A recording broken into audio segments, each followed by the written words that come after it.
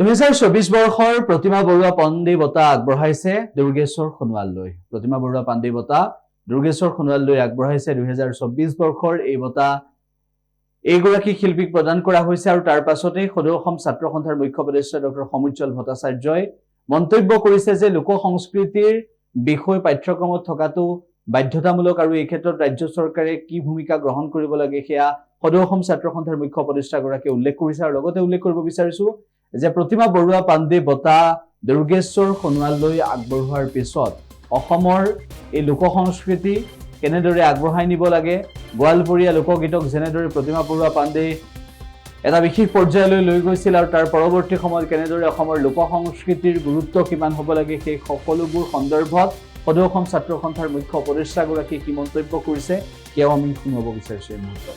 আমি গভীৰ শ্ৰদ্ধাঞ্জলি জনালোঁ আৰু আজিৰ দিনটোত অসমৰ লোক সংস্কৃতিৰ পথাৰখনত নীৰৱে কাম কৰি থকা এগৰাকী লোক সংস্কৃতিৰ সাধকক প্ৰতিমা বৰুৱা পাণ্ডে আমি স্মাৰক বঁটা আমি দিওঁ।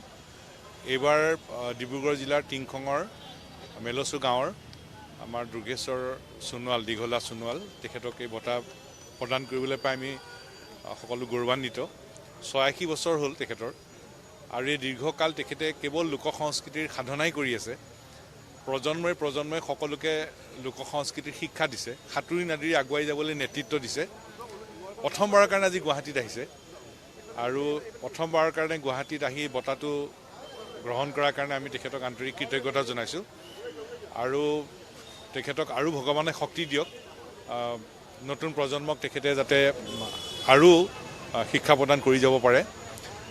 আৰু ইয়াৰ লগে লগে আমাৰ মনৰ কেতবোৰ কথা আছে। সেইবোৰ কথা হ'ল যে প্ৰতিমা বাইদেৱে যেতিয়া গোৱালপৰীয়া লোকগীত পৰিৱেশন কৰিছিল সেই সময়ত প্ৰশ্ন আহিছিল আমাৰ হয়নে নহয় গীতটো, আৰু সেই সময়ত ভূপেন দাই প্ৰতিমা বাইদেউৰ সংগ দিছিল আৰু এইটো কথা প্ৰতিষ্ঠা কৰিছিল যে এইটো আমাৰ এটা লোক সংস্কৃতি হয়, গোৱালপৰীয়া লোক সংস্কৃতি হয়, কোচ ৰাজবংশী জনগোষ্ঠীৰ লোক সংস্কৃতি হয় আৰু গোৱালপৰীয়া এটা লোক সংস্কৃতি হৈ এই কথা ভূপেন দাই এই কথা প্ৰতিষ্ঠা কৰিছিল।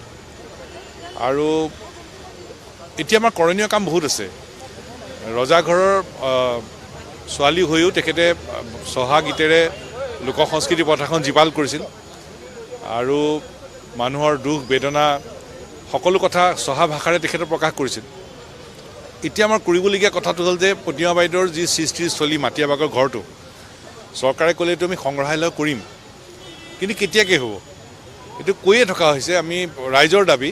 গতিকে মাটিয়াবাগৰ প্ৰতিমা বাইদেউৰ ঘৰটো কেতিয়াৰ ভিতৰত এই সংগ্ৰহালয় হিচাপে সম্পূৰ্ণ কৰিব সেই তাৰিখ ঘোষণা কৰিবৰ কাৰণে সন্মানীয় মুখ্যমন্ত্ৰী ডাঙৰীয়া আৰু অসম চৰকাৰৰ প্ৰতি আমি দাবী জনাইছোঁ। আমাক তাৰিখটো লাগে, হ'ব শুনি আছোঁ, কেতিয়া হ'ব সেই তাৰিখটো আমি জানিব বিচাৰোঁ। এতিয়ালৈকে নাই হোৱা, সেইকাৰণে আমি আজি প্ৰতিমা বাইদেউৰ প্ৰতি শ্ৰদ্ধাঞ্জলি জনাই আকৌ আমি সেই আহ্বান আৰু দাবী জনাইছোঁ।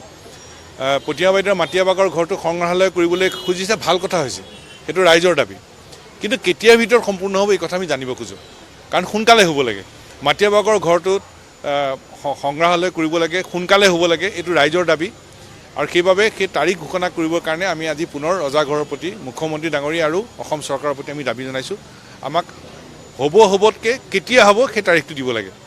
তাৰ লগে লগে অসমৰ সকলো শিক্ষানুষ্ঠানত বিদ্যালয়, মহাবিদ্যালয়, বিশ্ববিদ্যালয় সকলো স্তৰৰ সাংস্কৃতিক প্ৰতিযোগিতাত চিন্তন মন্থন কৰখনত লোক সংস্কৃতি এটা বিশেষ বিষয় হিচাপে ল'ব লাগে। অসমৰ লোক সংস্কৃতিৰ ভঁৰাল জীপাল হৈ থাকিলে, শক্তিশালী হ'লেহে জাতীয় জীৱনক সমৃদ্ধ কৰি শক্তিশালীভাৱে আমি যাব পাৰিম। গতিকে সমগ্ৰ অসমৰ বিদ্যালয়, মহাবিদ্যালয়, বিশ্ববিদ্যালয়ত এই বিষয়টি বিশেষভাৱে অন্তৰ্ভুক্ত কৰিব লাগে। হৈছে টুকুৰা টুকুৰিকৈ হৈ আছে, কিন্তু সামূহিকভাৱে হ'ব লাগে। ৩ নম্বৰ কথাটো হ'ল অসমৰ সকলো জাতি জনগোষ্ঠীৰ লোক সংস্কৃতিৰ সংৰক্ষণ আৰু প্ৰসাৰৰ কাৰণে এটা ৰাজ্যিক পৰ্যায়ত এটা কেন্দ্ৰীয় সংগ্ৰহালয় স্থাপন কৰিব লাগে। এইটো অত্যন্ত প্ৰয়োজন, কাৰণ সংৰক্ষণ প্ৰসাৰৰ লগে লগে গৱেষণাৰ দৰকাৰ আৰু তাৰ কাৰণে ৰাজ্যিক পৰ্যায়ত এটা লোক সংস্কৃতিৰ সংগ্ৰহালয় স্থাপন কৰিবৰ কাৰণে ব্যৱস্থা গ্ৰহণ কৰিব লাগে। যিকোনো খবৰৰ বাবে যোগাযোগ কৰক 7099017330 লগতে 7099017110 নম্বৰত।